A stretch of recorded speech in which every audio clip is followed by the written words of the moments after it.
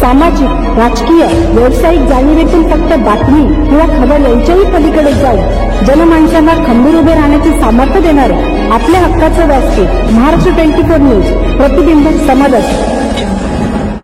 मेहकर लोणार रस्त्यावरील वडगाव ते जंजवळ 4 चाकी वाहनाने 5 पलट्या घेतल्या। या भीषण अपघातात 1 जण जागीच ठार तर 3 जखमी झाले। मृतक आणि जखमी चौघे लोणारचे आहेत।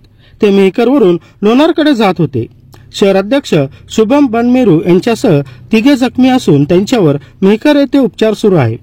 प्राप्त माहितीनुसार MH28 BW 0959 क्रमांकाच्या महिंद्रा कंपनीच्या 4 चाकी वाहनाने चौघे मित्र मध्यरात्री 12च्या सुमारास मेहकरवरून लोणारकडे जात होते।